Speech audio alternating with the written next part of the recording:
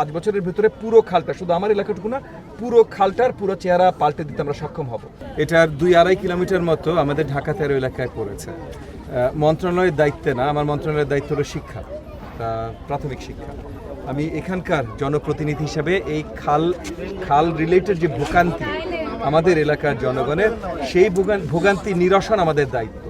So সেই related city কর্পোরেশনের সাথে, এখন ঢাকা নর্থ সিটি কর্পোরেশনের দায়িত্বে মিল্টন সাহেব আছেন, ওনার সাথে কয়েকবার আমরা আলোচনা করেছি, বেশ কয়েকবার পরিষ্কার করবার আয়োজন আমরা করেছি। আজকে যেই একটা বড় কারণ এখানে আসা হলো যে একটা প্রজেক্ট আপনার এলজিআরডির মিনিস্ট্রির সাথে এবং ঢাকা সিটি কর্পোরেশনের সাথে ডাচ পার্টনারশিপে একটা প্রজেক্ট হচ্ছে, যে প্রজেক্টটার মাধ্যমে এই পুরো খালটা, মানে শুধু আমাদের এই 2-2.5 কিলোমিটার না, পুরো খালটা, কারণ আমরা যেটা হয় যে এই আমাদের 2.5 কিলোমিটার যদি আমরা পরিষ্কারও করি, যদিও আমাদের এলাকাবাসীদেরও সচেতনতা কম, তারা স্টিল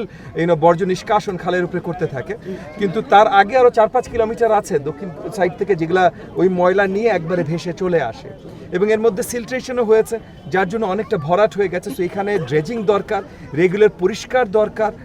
এবং এই এলাকা মানে পুরো ঢাকা শহরের আসলে আপনার জনসচেতনতা বৃদ্ধি দরকার, যেখানে আমাদের খালগুলোকে আমরা এইভাবে মানে অকাল মৃত্যু না ঘটাই। সেই জায়গা থেকে নতুন যে প্ল্যান্টে এসছে, এখানে এখার সিওয়েজ প্ল্যান্ট, ময়লা বা বর্জ্য নিষ্কাশন কিভাবে হবে, ওভারঅল বিউটিফিকেশন কিভাবে হবে, এটা ড্রেজিং এবং ওয়াটার ফ্লো ম্যানেজমেন্ট, এই পুরো জিনিসটা একটা বড় প্রজেক্ট ডাচদের সাথে পার্টনারশিপে এলজিআরডি মিনিস্ট্রি এবং ঢাকা সিটি কর্পোরেশন করতে যাচ্ছে। তো সেই জায়গায় আমার এলাকার জায়গাগুলো সব ঠিক আছে কিনা, ঠিকভাবে হবে কিনা, আমার এলাকার জনগণের যে প্রয়োজন সেগুলো এই প্রজেক্টের মাধ্যমে ঠিকভাবে আমরা পাবো কিনা, এইটা দেখবার জন্য, ওনাদের সাথে আলোচনা করবার জন্য, এবং একই সাথে ওনাদেরকে নিয়েও আমাদের এলাকার খালটুকু একটু পরিদর্শন করবার জন্য আজকে আমরা এখানে এসেছি।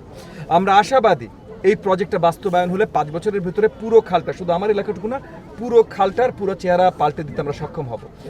আর এই প্রজেক্টটা ছাড়াও আমরা এই এলাকায় আমরা যে ইনিশিয়েটিভগুলো আলাদাভাবে নিচ্ছি, সেটা হলো রেগুলার পরিষ্কার করা, জনসচেতনতা বাড়ানো যেন ময়লা নিষ্কাশন না হয়, এবং আমাদের সাইড থেকে আমরা কতখানি এটা পরিষ্কার রাখতে পারি সেগুলো সব কর্মসূচি নেওয়া, এগুলো সিটি কর্পোরেশনের সাথে অনেকগুলো মিলিয়ে নেওয়া। তবে এই প্রজেক্টটা যদি আমরা বাস্তবায়ন করতে পারি এবং একই সাথে যদি আমরা জনসচেতনতা বাড়াতে পারি যে আর ময়লা নিষ্কাশন এই জায়গাগুলোতে আমরা করব না,